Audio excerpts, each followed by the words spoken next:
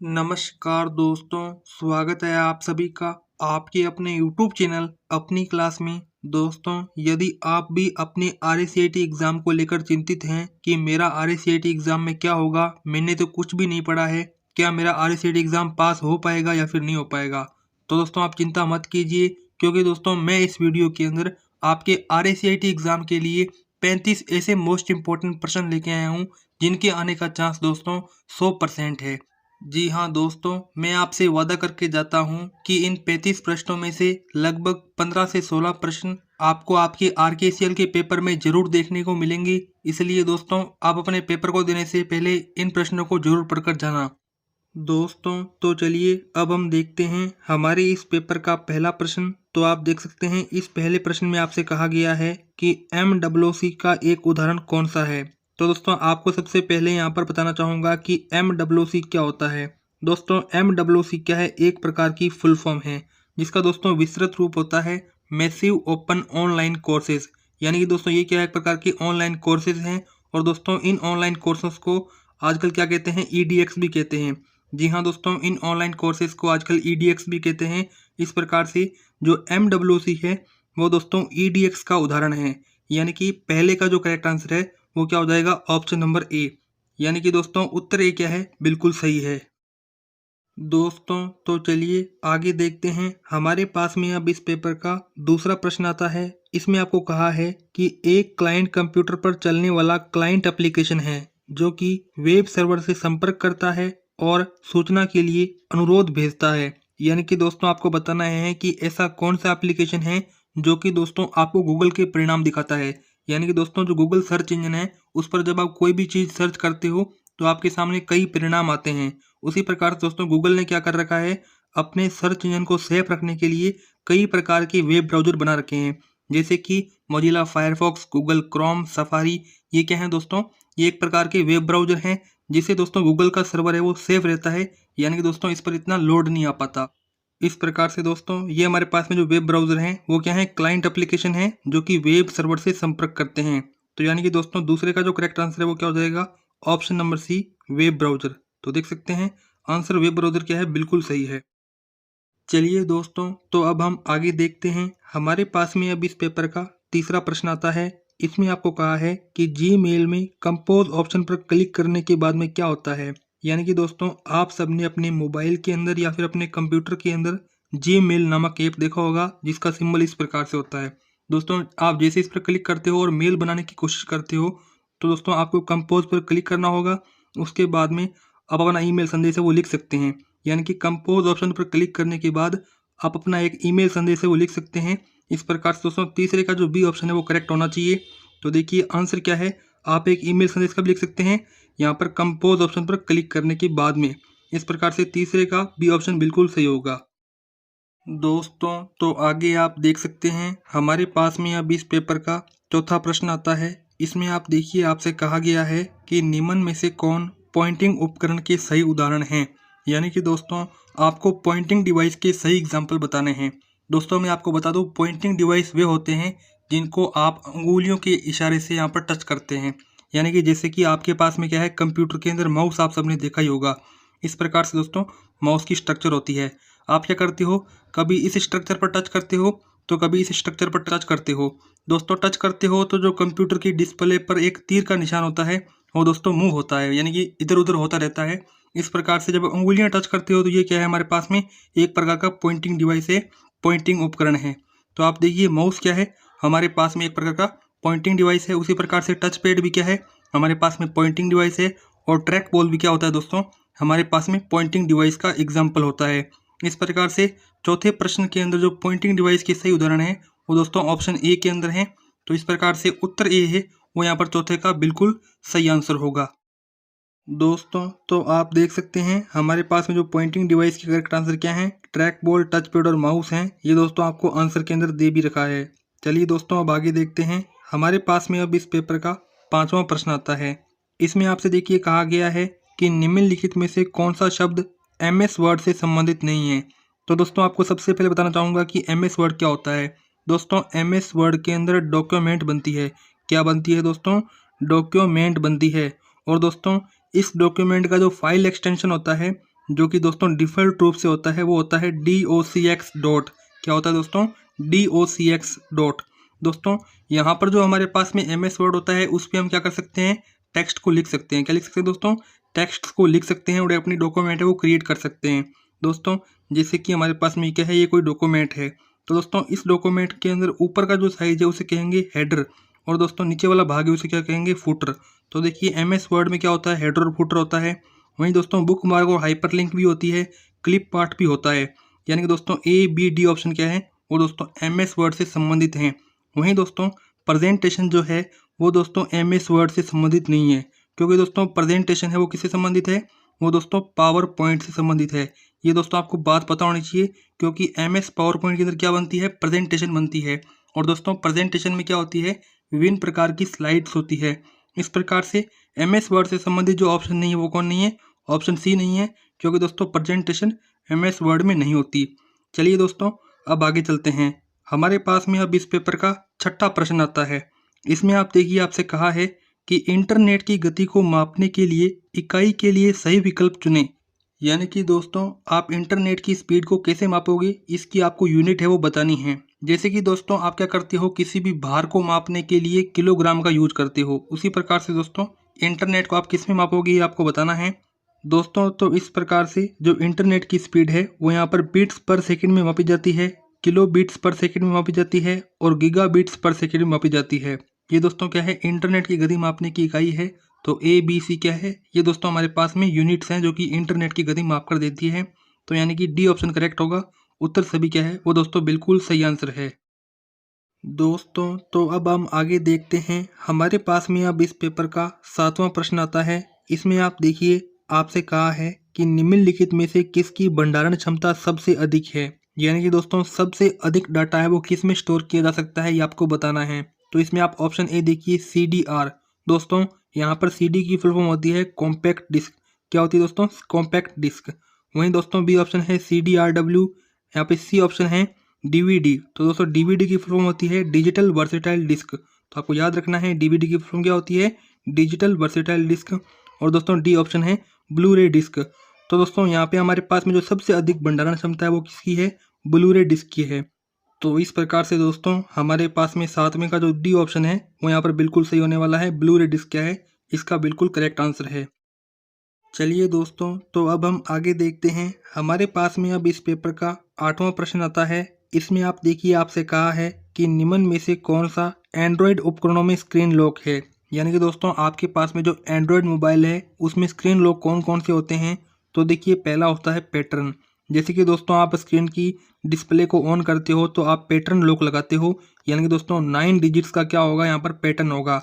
जैसे कि आप कभी M लगाते हो तो कभी L लगाते हो, ये हमारे पास में पैटर्न स्क्रीन लॉक है। उसी प्रकार से आप पिन भी लगाते हो, यानी कि दोस्तों 6 डिजिट का आप पिन लगाते हो, जैसे कि 1 2 3 4 5 6। तो ये क्या है, हमारे पास में एक पिन है। ये दोस्तों क्या है, हमारे पास में स्क्रीन लॉक है। उसी प्रकार से पासवर्ड दोस्तों आप लगाते हो कभी कभी 1 2 3 4, ये भी क्या है दोस्तों हमारे पास में एक प्रकार का स्क्रीन लॉक है। यानी कि दोस्तों ये तीनों के तीनों क्या है, एंड्रॉयड मोबाइल्स के अंदर स्क्रीन लॉक हैं। तो इस प्रकार से उत्तर जो D ऑप्शन है वो बिल्कुल करेक्ट होगा। तो देखिए इसमें कहा है उपरोक्त सभी क्या हैं दोस्तों, स्क्रीन लॉक्स हैं।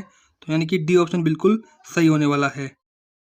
दोस्तों तो अब हम आगे देख सकते हैं। हमारे पास में अब इस पेपर का 9वां प्रश्न आता है। इसमें आप देखिए आपसे कहा है कि आप आधार कार्ड को बैंक खाते से कैसे जोड़ेंगे। यानी कि दोस्तों आपको आपके आधार कार्ड को बैंक खाते से जोड़ना है, तो आप कैसे जोड़ेंगे, आपको उपयुक्त विकल्प का चयन है वो करना है। तो दोस्तों आप अपने बैंक खाते से आधार कार्ड को जोड़ने के लिए अपने मोबाइल में नेट बैंकिंग का उपयोग है वो करना होगा दोस्तों आपको। इसकी सहायता से आपका आधार लिंक है वो दोस्तों बैंक खाते से हो जाएगा।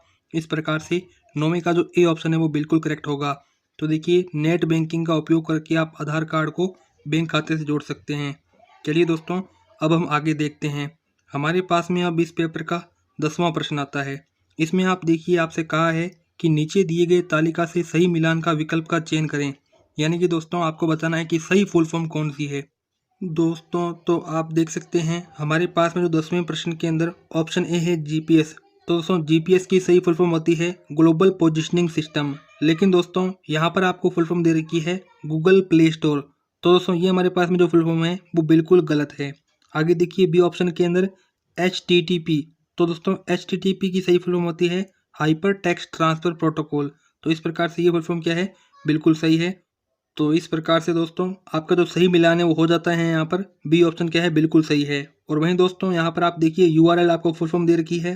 तो दोस्तों URL की होती है यूनिफॉर्म रिसोर्स लोकेटर, लेकिन आपको दे रखी है यूनिक रिसोर्स लोकेशन। तो दोस्तों ये हमारे पास में क्या है, बिल्कुल इनकरेक्ट फुल फॉर्म है। तो दोस्तों यहाँ पर ए और सी ऑप्शन के अंदर जो फुल फॉर्म है वो गलत है, बी ऑप्शन के अंदर जो फुल फॉर्म है वो बिल्कुल सही है। चलिए दोस्तों अब हम आगे देखते हैं। हमारे पास में अब इस पेपर का 11वां प्रश्न आता है। तो दोस्तों देखिए 11वें प्रश्न के अंदर आपको कहा है सुरक्षित वेबसाइट के संबंध में निम्न कथनों पर विचार करें। यानी कि दोस्तों सुरक्षित वेबसाइट कौन सी होगी, इसका आपको पता कैसे लगेगा। तो देखिए आपको यहाँ पर कथन दे रखे हैं। पहला कथन है इसके वेब पते की शुरुआत में हमेशा HTTPS होता है। तो दोस्तों मैं आपको HTTP की फुल बता चुका हूँ, हाइपर टेक्स्ट ट्रांसफर प्रोटोकॉल। और दोस्तों यहाँ पर आपको एस दे रखा है ना, एस का मतलब होता है सिक्योर। क्या मतलब होता है दोस्तों, सिक्योर यानी कि दोस्तों सुरक्षा करने वाला। यानी कि दोस्तों शुरुआत में यदि वेबसाइट के HTTPS है तो इसका मतलब वेबसाइट क्या है, सेफ है। आगे देखिए दोस्तों हमारे पास में सेकंड ऑप्शन है, इसमें ब्राउजर विंडो फ्रेम में हमेशा एक पैडलॉक चिन्ह होता है। जी हाँ दोस्तों, जैसे कि हमारी वेबसाइट है https.gyanalert.com। क्या है दोस्तों, .gyanalert.com। ये दोस्तों हमारी जो वेबसाइट है इसमें पहले तो HTTPS आया है, यानी कि दोस्तों हमारी वेबसाइट क्या है, बिल्कुल सुरक्षित है। दोस्तों यहाँ पर इस वेबसाइट की शुरुआत में एक प्रकार का ताला आएगा। क्या आएगा दोस्तों, एक प्रकार का ताला आएगा इस प्रकार से। तो ये क्या है दोस्तों, एक पैडलॉक चिन्ह है। इससे पता लगता है कि ये वेबसाइट क्या है, बिल्कुल सही है। यानी कि दोस्तों ये क्या है, सुरक्षित वेबसाइट के पहचान है। ठीक है, आगे देखिए वेबसाइट में हमेशा .com डोमेन होता है। नहीं दोस्तों, हमारा जो .com है, लेकिन किन्हीं किन्हीं वेबसाइट का क्या होता है, .in भी होता है, .government भी होता है, या फिर .org भी होता है। यानी कि दोस्तों अलग अलग वेबसाइट के अलग अलग डोमेन होते हैं। तो दोस्तों ये वाला कथन क्या है, गलत है। और पहला और दूसरा कथन क्या है, बिल्कुल सही है। तो इसमें आपको सही विकल्प का चयन करना है। चलिए देखते हैं हमारे पास में। इसमें आप देखिए ऑप्शन ये दिखा है कि केवल एक सही है, केवल दो सही है, केवल एक और दो सही हैं। जी हाँ दोस्तों, केवल एक और दो कथन है वो क्या है, सही हैं। तो सी ऑप्शन क्या होगा दोस्तों, बिल्कुल करेक्ट होगा। तो देख सकते हैं केवल एक और दो कथन क्या है, वेबसाइट के संदर्भ में बिल्कुल सही कथन है। चलिए दोस्तों तो अब हम आगे देखते हैं। हमारे पास में अब इस पेपर का 12वां प्रश्न आता है। इसमें आपको कहा है dot matrix printer, inkjet printer और लेजर प्रिंटर किसके उदाहरण हैं। तो दोस्तों मैं आपको प्रश्न के अंदर ही बता चुका हूँ कि ये प्रिंटर के उदाहरण हैं। इस प्रकार से दोस्तों 12वें का जो करेक्ट आंसर है वो क्या हो जाएगा, ऑप्शन नंबर ए। तो यहाँ पे देख सकते हैं आंसर ए क्या है, वो प्रिंटर बिल्कुल सही ऑप्शन है। दोस्तों तो चलिए अब हम आगे देखते हैं। हमारे पास में अब इस पेपर का 13वां प्रश्न आता है। इसमें आपको कहा है कि क्रेडिट कार्ड के माध्यम से भुगतान लेन देन के लिए क्या जानकारी आवश्यक है। तो दोस्तों इसमें आपको कहा है कि निम्नलिखित में से सही उपयुक्त विकल्प है, उसका आपको चयन करना है। यानी कि दोस्तों आपको एक डेबिट कार्ड या क्रेडिट कार्ड दे रखा है। आप दोस्तों आप किसी भी बैंक में चले जाओ, SBI में, बैंक ऑफ बड़ौदा में, किसी में भी चले जाओ, आपको डेबिट या क्रेडिट कार्ड तो दिया जाएगा। दोस्तों ये जो हमारे पास में कार्ड होता है उसमें हमें 16 अंक के यहाँ पर नंबर मिलते हैं, जो कि हमारे यूनिक नंबर होते हैं। और वहीं दोस्तों इसके नीचे आपको यहाँ पर एक्सपायरी डेट मिलेगी और यहाँ पर 3 डिजिट की CVV कोड भी मिलेंगे। ये दोस्तों क्या है, क्रेडिट कार्ड की पहचान है, डेबिट कार्ड की पहचान है। तो देखिए इसमें 16 अंकों का क्रेडिट कार्ड नंबर होगा, समाप्ति तिथि होगी यानी कि एक्सपायरी डेट होगी, CVV नंबर होंगी। और दोस्तों साथ ही आपके मोबाइल पर ट्रांजैक्शन करने के लिए OTP है, 1 टाइम पासवर्ड है, वो भी आएगा। तो इस प्रकार से डेबिट कार्ड, क्रेडिट कार्ड से संबंधित ये सभी प्रक्रियाएं आवश्यक रूप से लागू होंगी, तभी दोस्तों आप भुगतान या लेन देन कर सकते हो। तो इस प्रकार से दोस्तों 13वें का जो डी ऑप्शन करेक्ट होगा। उत्तर सभी विकल्प क्या हैं, क्रेडिट कार्ड के भुगतान से संबंधित बिल्कुल सही ऑप्शन है। दोस्तों तो अब आप आगे देख सकते हैं। हमारे पास में अब इस पेपर का 14वां प्रश्न आता है। इसमें आपको 2 वक्तव्य दे रखे हैं। दोस्तों आपको बताना है कि कौन सा वक्तव्य सही है और कौन सा वक्तव्य गलत है। तो इसमें आप देखिए पहला वक्तव्य है, इसमें आपको कहा है यदि आप थोड़ी देर के लिए किसी कार्य पुस्तिका पर काम कर रहे हैं और गलती से इसे सहेजे बिना ही बंद कर दिया है, तो आप MS Excel 2010 में सहेजे गए संस्करण को पुनः प्राप्त कर सकते हैं। दोस्तों तो सबसे पहले आप इस वक्तव्य का मतलब समझिए। तो इसमें को कहा है कि आप MS Excel 2010 में क्या कर रहे थे, कोई वर्क कर रहे थे, और दोस्तों आपने आधा वर्क है वो कर लिया, और दोस्तों आप यहाँ पर काम करते वक्त गलती से इसे सहेजे बिना ही बंद कर देते हो, यानी दोस्तों पूरी तरीके से कंप्यूटर को आप ऑफ कर देते हो। दोस्तों अब आप चाहते हो कि मुझे फिर से काम ना करना पड़े, बल्कि जो मैंने काम किया था वहीं से मुझे आगे काम करना पड़े। यानी कि दोस्तों पूरा काम फिर से ना करना पड़े, जो मैंने छोड़ा था वहीं से मैं फिर से शुरू कर दूं, तो दोस्तों आप ऐसा कर सकते हो, इसको आप पुनः प्राप्त कर सकते हो। यानी कि दोस्तों ये 14वें का वक्तव्य ए क्या है, बिल्कुल सही है। वक्तव्य 2 देखिए दोस्तों, MS एक्सेल 2010 में इंटरनेट से ईमेल या डाउनलोड प्राप्त हुई एक्सेल फाइल स्वचालित रूप से प्रोटेक्टेड व्यू में खुल जाएगी। निम्नलिखित में से उपयुक्त विकल्प का चयन करें। तो दोस्तों मैं आपको बताना चाहूँगा कि MS एक्सेल में इंटरनेट से जो आप ईमेल किसी को भेजोगे, तो दोस्तों वो जो ईमेल फाइल है वो वैसे नहीं खुलेगी, क्योंकि दोस्तों उस ईमेल के अंदर पासवर्ड लगे होंगे। क्या लगे होंगे दोस्तों? पासवर्ड लगे होंगे। उसके बाद में ही दोस्तों आप उस ईमेल के कंटेंट को देख सकते हो, प्रोटेक्टेड व्यू को देख सकते हो। तो दोस्तों यहाँ पर जो वक्तव्य दूसरा है वो गलत है, वक्तव्य एक क्या है, बिल्कुल सही है। तो देखिए ऑप्शन ए के अंदर वक्तव्य एक सही है और वक्तव्य 2 क्या है दोस्तों, वो बिल्कुल गलत है। तो यानी कि 14वें का ऑप्शन नंबर ए है वो यहाँ पर करेक्ट होना चाहिए। चलिए देख लेते हैं आंसर। देख सकते हैं हमारे पास में जो है वक्तव्य एक सही है और वक्तव्य 2 क्या है, गलत है। चलिए दोस्तों तो अब हम आगे देखते हैं। हमारे पास में अब इस पेपर का 15वां प्रश्न आता है। इसमें आपको कहा है MS एक्सेल में यदि किसी सेल में सामग्री बड़ी है और सेल में दिखाई नहीं देती, तो हम किसका उपयोग कर सेल में दिखाई जाने वाली सभी सामग्री को कई लाइनों में प्रदर्शित कर सकते हैं। तो दोस्तों आप सबसे पहले इस प्रश्न का मतलब समझिए। दोस्तों मैंने आपको कहा था MS एक्सेल में शीट बनती है और दोस्तों शीट में विभिन्न प्रकार की सेल्स होती है, जैसे कि ये हमारे पास में A1 सेल, ये A2 सेल और ये A3 सेल। दोस्तों यदि आपने किसी एक सेल में बहुत बड़ा फॉर्मूला लिख दिया बहुत सारे टेक्स्ट का, तो दोस्तों वो जो आपका फॉर्मूला है वो आपको एक सेल में नहीं दिखेगा, क्योंकि दोस्तों वो बहुत बड़ा फॉर्मूला है। इसलिए दोस्तों आपको एक ही सेल में सभी फॉर्मूले को देखना है। तो दोस्तों आप किसका यूज करोगे? आप दोस्तों रैप टेक्स्ट ऑप्शन का यूज करोगे। इससे एक ही सेल में आपके सभी फॉर्मूले हैं वो दोस्तों आपको दिखने लगेंगे। तो इस प्रकार से 15वें का जो डी ऑप्शन है वो बिल्कुल करेक्ट आंसर होगा। तो देख सकते हैं आंसर यहाँ पर रैप टेक्स्ट क्या है, बिल्कुल सही उत्तर है। दोस्तों तो चलिए अब हम आगे देखते हैं। हमारे पास में अब इस पेपर का 16वां प्रश्न आता है। MS एक्सेल 2010 में कौन एक गोलाकार आकार का चार्ट है जिसे संख्यात्मक अनुपात का वर्णन करने के लिए स्लाइस में विभाजित करते हैं। तो दोस्तों MS वर्ड के अंदर विभिन्न प्रकार के चार्ट होते हैं। दोस्तों एक गोलाकार चार्ट जिसमें आपको विभिन्न प्रकार के संख्यात्मक मान मिलें, जैसे कि आपको मैं दिखा देता हूँ। यहाँ पर 20%, यहाँ पर 10%, यहाँ पे 30% और यहाँ पर 25%। ये दोस्तों हमारे पास में जो चार्ट होता है जिसमें आपको संख्यात्मक अनुपात का वर्णन मिलता है, दोस्तों उस MS एक्सेल के चार्ट को कहते हैं पाई चार्ट। क्या कहते हैं दोस्तों? पाई चार्ट कहते हैं। ये दोस्तों हमारे पास में पाई चार्ट है। इस प्रकार से 16वें का जो डी ऑप्शन है वो दोस्तों बिल्कुल करेक्ट आंसर होगा। तो देखिए आंसर पाई चार्ट क्या है दोस्तों, वो बिल्कुल सही उत्तर है।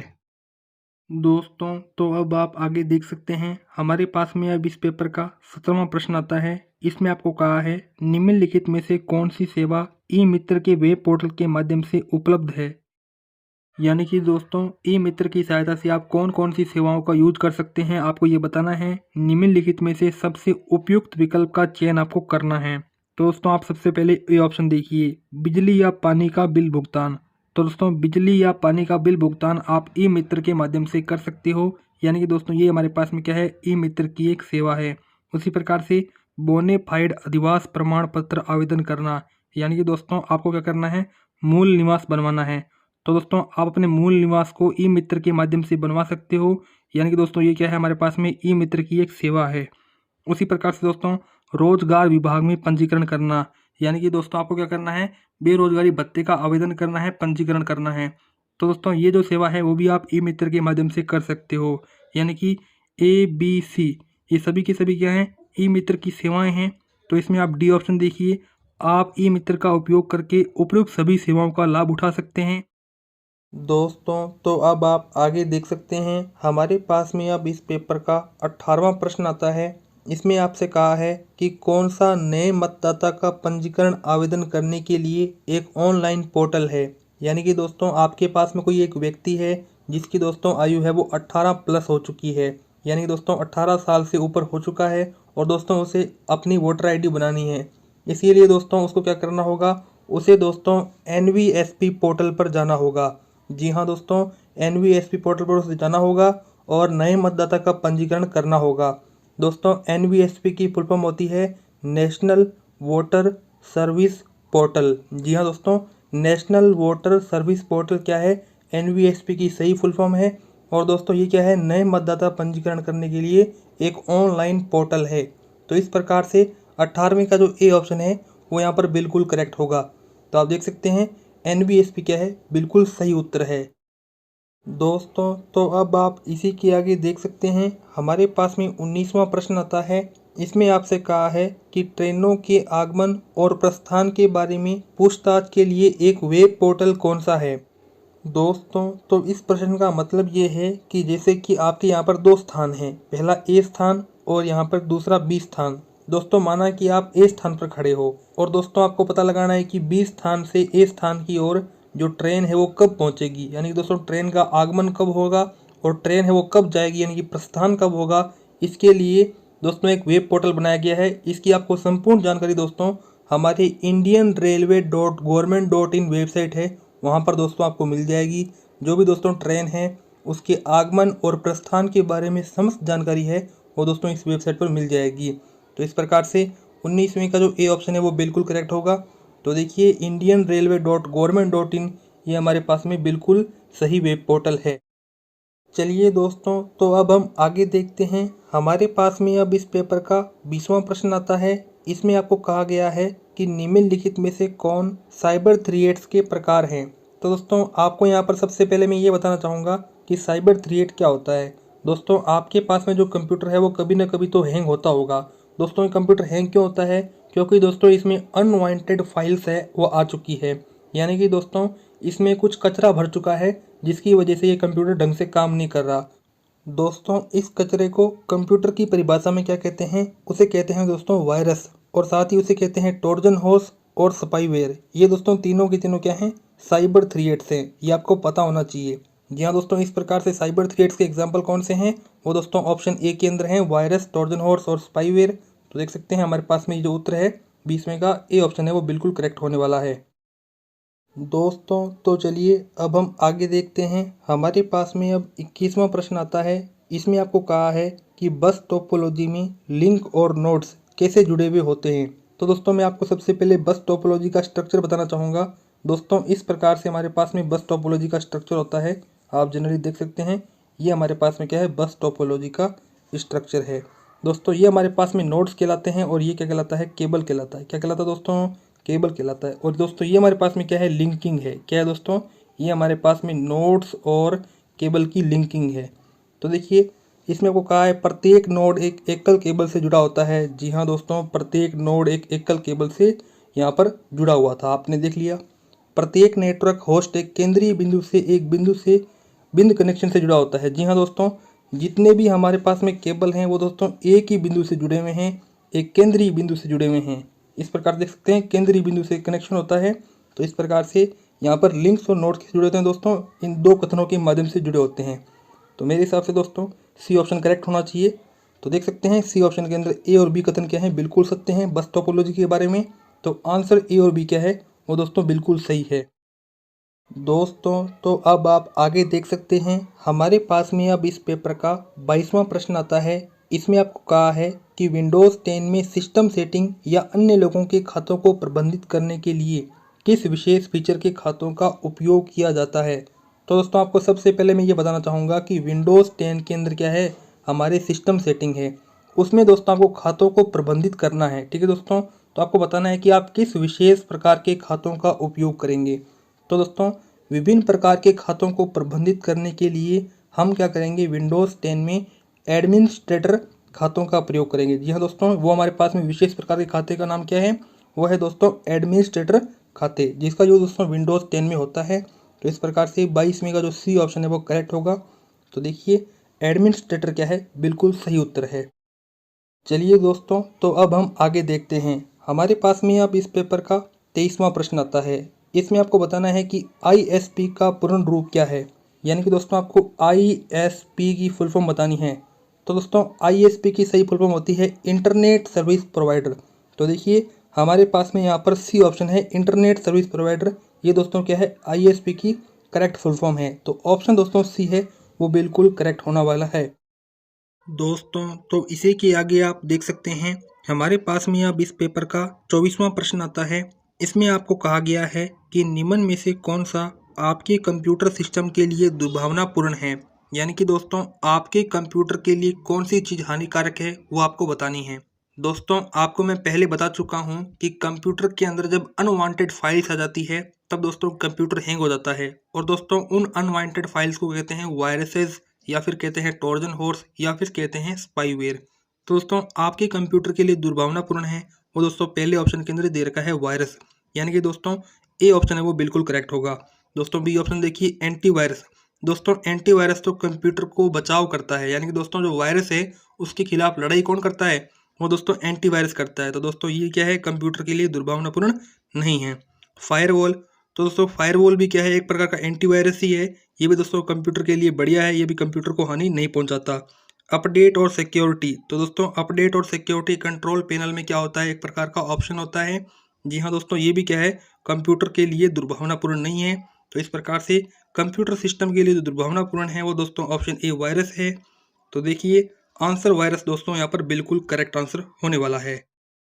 दोस्तों तो अब आप आगे देख सकते हैं, हमारे पास में अब इस पेपर का 25वां प्रश्न आता है। इसमें आपको कहा है कि यूएसबी का पूर्ण रूप क्या है। यानी कि दोस्तों आपको यूएसबी की फुल फॉर्म बतानी है। और दोस्तों मैं आपको बता दूं, आपके आरएससीआईटी एग्जाम में एक या दो फुल फॉर्म जरूर पूछी जाएगी, जिसमें से यूएसबी की फुल फॉर्म हर साल पूछी जाती है और दोस्तों इस साल भी पूछी जा सकती है। दोस्तों यूनिवर्सल सीरियल बस क्या है, यूएसबी की बिल्कुल करेक्ट फुल फॉर्म है। इस प्रकार से ये क्या है दोस्तों, बिल्कुल करेक्ट आंसर होने वाला है। दोस्तों चलिए तो अब हम आगे चलते हैं। हमारे पास में अब इस पेपर का 26वां प्रश्न आता है। इसमें आपको कहा है विंडोज़ 10 में हम कैसे सॉफ्टवेयर इंस्टॉल नहीं कर सकते। तो दोस्तों मैं आपको सबसे पहले ये बताना चाहूँगा कि सॉफ्टवेयर और हार्डवेयर में अंतर क्या होता है। दोस्तों सॉफ्टवेयर उस चीज़ को कहते हैं जिसे हम छू नहीं सकते, जैसे कि फेसबुक। जैसे कि दोस्तों फेसबुक को आप छू नहीं सकते हो, ये तो एक ऐप है। उसी प्रकार से दोस्तों यूट्यूब, अब यूट्यूब पर वीडियो देख रहे हो तो इसे आप छू थोड़ा ना रहे हो, तो ये हमारे पास में क्या है, सॉफ्टवेयर है। वहीं दोस्तों हार्डवेयर का बताऊं तो माउस, दोस्तों जैसे कंप्यूटर के अंदर आप माउस को छू सकते हो, कीबोर्ड को भी छू सकते हो, तो ये क्या है, हार्डवेयर है। दोस्तों आपको बताना है कि विंडोज़ 10 जो होता है, जैसे विंडोज 7, 8, 9, 10, 11, अभी दोस्तों फिलहाल 11 चल रहा है, लेकिन आपको बताना है कि विंडोज़ 10 में सॉफ्टवेयर इंस्टॉल कैसे नहीं किया जा सकता। तो दोस्तों वो किया नहीं जा सकता वर्ड फाइल का उपयोग करके, यानी दोस्तों वर्ड फाइल का उपयोग करके आप सॉफ्टवेयर को इंस्टॉल नहीं कर सकते। दोस्तों इंटरनेट से आप क्या कर सकते हो, इंस्टॉल कर सकते हो, विंडोज स्टोर से भी कर सकते हो। जिस प्रकार से दोस्तों मोबाइल के अंदर गूगल प्ले स्टोर होता है, उसी प्रकार से दोस्तों विंडोज़ के अंदर विंडोज स्टोर होता है, जिससे आपको एप्लीकेशन है वो मिल जाती हैं। उसी प्रकार से दोस्तों सीडी, डीवीडी, पेन ड्राइव से भी आप सॉफ्टवेयर इंस्टॉल कर सकते हो। तभी तो दोस्तों कोई आपका दोस्त है तो आप उस दोस्त को कहते हो कि मुझे यार वो गेम दे दे, गेम मैं किस में दूंगा, आपको पेन ड्राइव में दूंगा, वो कहता है। तो इस प्रकार से पेन ड्राइव से भी आपके जो सॉफ्टवेयर है वो इंस्टॉल हो सकते हैं। तो दोस्तों ये जो माध्यम है वो दोस्तों सॉफ्टवेयर इंस्टॉल करने के माध्यम है। दोस्तों जो डी ऑप्शन है, वर्ड फाइल का उपयोग करके, इसके माध्यम से सॉफ्टवेयर है वो इंस्टॉल नहीं होता। तो इस प्रकार से डी ऑप्शन है वो दोस्तों बिल्कुल करेक्ट होने वाला है। चलिए दोस्तों तो अब हम आगे देखते हैं। हमारे पास में 26वें प्रश्न के नीचे 27वां प्रश्न आता है। इसमें आपको कहा है MS पावर पॉइंट 2010 में अगर आप प्रस्तुति को समाप्त करना चाहते हैं तो आपको क्या दबाना होगा। तो दोस्तों मैं आपको सबसे पहले बताना चाहूँगा कि MS पावर पॉइंट के अंदर क्या बनती है।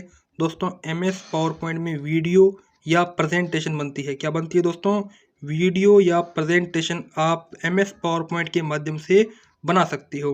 दोस्तों प्रेजेंटेशन को हिंदी में कहते हैं प्रस्तुति। क्या कहते हैं दोस्तों, प्रस्तुति। यदि आप प्रेजेंटेशन को समाप्त करना चाहते हो, यानी कि दोस्तों आपने अपनी स्लाइड को यहाँ तक ले आए, ठीक है दोस्तों, यहाँ तक चला ली, अब आगे आप चलाना नहीं चाहते, ठीक है दोस्तों, अब आगे आप चलाना नहीं चाहते, तो दोस्तों आपको क्या दबाना होगा कीबोर्ड पर, आपको दोस्तों एस्केप कुंजी दबानी होगी। जैसे कि हमारे पास में ये क्या है, कीबोर्ड है, तो दोस्तों यहाँ पे ESC यानी कि एस्केप कुंजी होती है, वो आपको दबानी होगी। इससे आपकी स्लाइड या आपकी प्रेजेंटेशन है वो पूरी तरीके से रुक जाएगी। तो इस प्रकार से दोस्तों 27वें का ए ऑप्शन है वो करेक्ट होने वाला है। आप देख सकते हैं एस्केप कुंजी क्या है, वो दोस्तों बिल्कुल सही उत्तर है। दोस्तों तो अब आप आगे देखिए, हमारे पास में अब इस पेपर का 28वां प्रश्न आता है। इसमें आपसे कहा गया है कि विंडोज़ 10 में सिस्टम रिस्टोर पॉइंट क्यों बनाया जाता है। यानी कि दोस्तों आपके जो कंप्यूटर के अंदर विंडोज़ 10 है उसमें दोस्तों एक प्रकार का सिस्टम रिस्टोर पॉइंट बनाया जाता है, वो आपको बताना है क्यों बनाया जाता है। तो दोस्तों सिस्टम रिस्टोर का मतलब ये है कि आपके कंप्यूटर यदि हैंग हो जाते हैं तो दोस्तों आप उस कंप्यूटर का डाटा है वो फिर से रिकवर कर सकें, इसलिए दोस्तों सिस्टम रिस्टोर है वो बनाया जाता है। तो देखिए बी ऑप्शन के अंदर आपको कहा भी है कि सिस्टम में खराबी या सिस्टम क्रैश होने पर कंप्यूटर सिस्टम को रिकवर करने के लिए इसका इस्तेमाल किया जाता है। यानी कि दोस्तों आपके कंप्यूटर में कोई खराबी आ गई, तब दोस्तों आपको डाटा रिकवर करना है, इसलिए दोस्तों विंडोज़ 10 के अंदर सिस्टम रिस्टोर पॉइंट है वो दोस्तों बनाया जाता है। तो इस प्रकार से 28वें का बी ऑप्शन है वो दोस्तों बिल्कुल करेक्ट आंसर होने वाला है। चलिए दोस्तों, तो अब हम 28वें प्रश्न के आगे 29वां प्रश्न देखते हैं।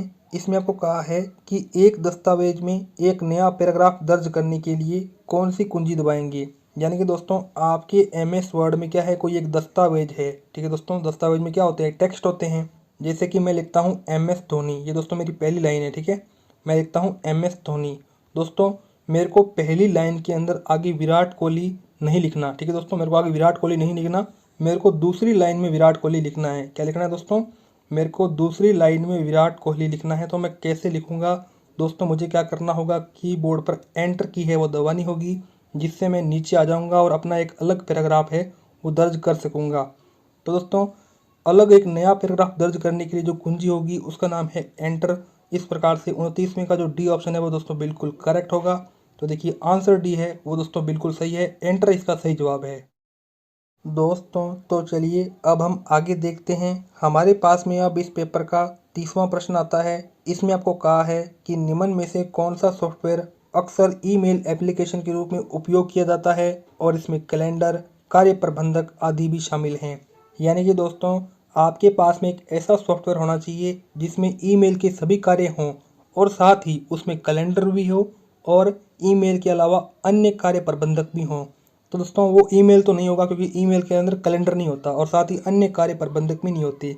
इसलिए दोस्तों यहाँ पर माइक्रोसॉफ्ट ने एक सॉफ्टवेयर का निर्माण किया। उस सॉफ्टवेयर को दोस्तों कहते हैं MS आउटलुक। क्या कहते हैं दोस्तों, MS आउटलुक क्या है, वो दोस्तों ईमेल की तरह कार्य करता है, कैलेंडर भी होता है और कार्य प्रबंधक भी उसमें होता है। तो इस प्रकार से 30वें का जो सी ऑप्शन है वो दोस्तों करेक्ट होगा। तो देखिए MS आउटलुक दोस्तों क्या है, इसका बिल्कुल सही जवाब है। दोस्तों तो अब आप आगे देख सकते हैं, हमारे पास में इस पेपर का 31वां प्रश्न आता है। इसमें आपको वाईफाई का पूर्ण रूप बताना है। यानी कि दोस्तों आप सबने वाईफाई का तो खूब यूज किया होगा और फ्री डाटा चलाया होगा। दोस्तों जो हमारे पास में वाईफाई की फुल फॉर्म है वो भी अक्सर एग्जाम में पूछ ली जाती है। तो दोस्तों वाईफाई की जो फुल फॉर्म होती है वो होती है दोस्तों वायरलेस फिडिलिटी। इस प्रकार से 31वें का दोस्तों जो करेक्ट आंसर है वो क्या हो जाएगा, ऑप्शन नंबर ए। तो आप देख सकते हैं वायरलेस फिडिलिटी क्या है, वाईफाई की करेक्ट फुल फॉर्म है। चलिए दोस्तों अब हम आगे देखते हैं।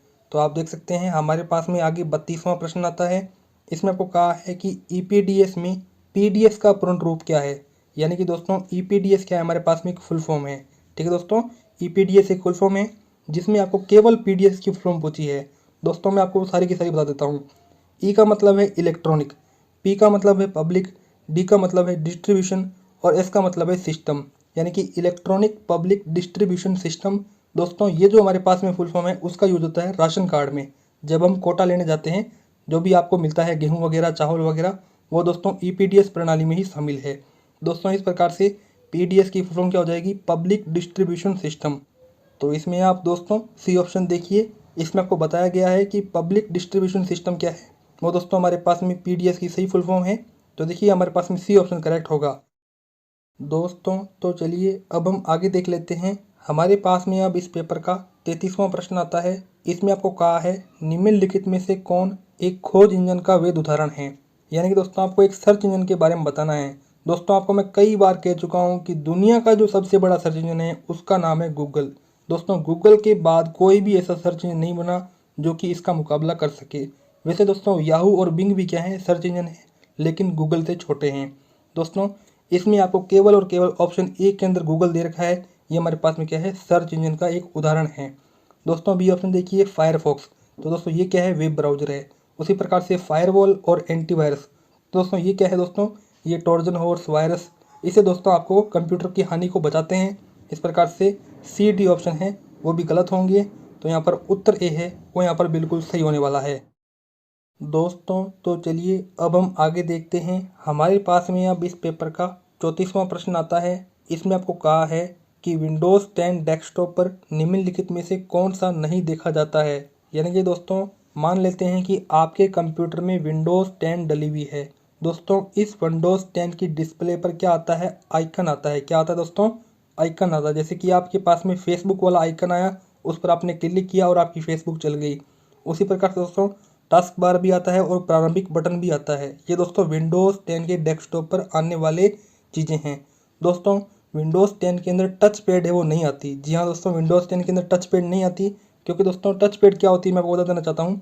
जैसे कि आपके पास में कोई ना कोई एक लैपटॉप है, ठीक है दोस्तों, लैपटॉप के अंदर क्या होता है कि यहाँ पर टच पैड होता है। जैसे कि दोस्तों यहाँ पर हमारे पास में लैपटॉप में माउस तो होता नहीं है, इसलिए हम माउस का यूज नहीं करते। दोस्तों हमको लैपटॉप खुद यहाँ पर माउस का यूज करने के लिए टच पैड देता है, जिस पर हम उंगली रख के हमारा जो कर्सर है उसको मूव कर सकते हैं। इस प्रकार से टच पैड दोस्तों क्या है, विंडोज़ 10 के डेस्कटॉप पर नहीं होती। तो दोस्तों करेक्ट आंसर 34वीं का डी ऑप्शन होगा। तो देखिए टच पैड क्या है, इसका करेक्ट आंसर है। चलिए दोस्तों, तो अब हम आगे देख लेते हैं। हमारे पास में अब इस पेपर का 35वां प्रश्न आता है। इसमें आपको बताना है कि कौन सा MS वर्ड 2010 के साथ बनाई गई फाइल का डिफ़ॉल्ट नाम है। यानी कि दोस्तों मैंने आपको सबसे पहले कहा था कि MS वर्ड के अंदर क्या बनती है, डॉक्यूमेंट बनती है। मैं आपको सबसे पहले कह चुका हूँ। और दोस्तों इस डॉक्यूमेंट बनने का जो फाइल एक्सटेंशन होता है डिफ़ॉल्ट रूप से, वो होता है दोस्तों DOCX। ये भी मैं आपको कई बार बता चुका हूँ। दोस्तों अब इसमें ऑप्शन नंबर ए देखिए, वर्कबुक। तो दोस्तों वर्कबुक है वो MS वर्ड में नहीं बनती, तो ये ऑप्शन गलत होगा। वर्कशीट, दोस्तों वर्कशीट किस में बनती है, MS एक्सेल में, तो ये ऑप्शन भी गलत होगा। उसी प्रकार से दोस्तों आप देख सकते हैं सी ऑप्शन है डॉक्यूमेंट। जी हाँ दोस्तों, डॉक्यूमेंट MS वर्ड में बनती है, तो यहाँ पर सी ऑप्शन है दोस्तों बिल्कुल करेक्ट होने वाला है। बुक दोस्तों किसी भी प्रकार का फाइल एक्सटेंशन नहीं है, इस प्रकार से सी ऑप्शन दोस्तों बिल्कुल करेक्ट होगा। तो देख सकते हैं डॉक्यूमेंट 1 क्या है दोस्तों, ये एक प्रकार का फाइल एक्सटेंशन है MS वर्ड में। दोस्तों तो इस प्रकार से मैंने आपको इस वीडियो के अंदर आपके आने वाले RACIT एग्ज़ाम को देखते हुए 35 ऐसे मोस्ट इंपॉर्टेंट प्रश्न बताए जिनके आने का चांस बहुत बहुत ज़्यादा है। दोस्तों आप मेरा विश्वास कीजिए, इन 35 प्रश्नों में से आपको काफ़ी प्रश्न आपको आपके RKCL के पेपर में देखने को मिलेंगे। इसलिए दोस्तों इन प्रश्नों को अपने एग्ज़ाम को देने से पहले ज़रूर पढ़कर जाएँ। और साथ ही दोस्तों यदि आपको ये प्रश्न अच्छे लगे हों तो वीडियो को लाइक और चैनल को सब्सक्राइब करना ना भूलें। और साथ ही दोस्तों यदि आपका कोई ऐसा फ्रेंड है जो कि आने वाला RACIT एग्ज़ाम देगा, उसको भी दोस्तों ये वीडियो शेयर कर दें, ताकि दोस्तों वो भी ये इंपॉर्टेंट क्वेश्चन जान सके और उसके भी अच्छे से अच्छे नंबर आ सकें। क्योंकि दोस्तों यदि आप किसी की मदद करोगे तो भगवान भी आपकी मदद ज़रूर करेगा। तो दोस्तों अब इस वीडियो में तो इतनी ही जानकारी थी। अब मिलते हैं किसी अन्य वीडियो में, तब तक के लिए जय हिंद, जय भारत।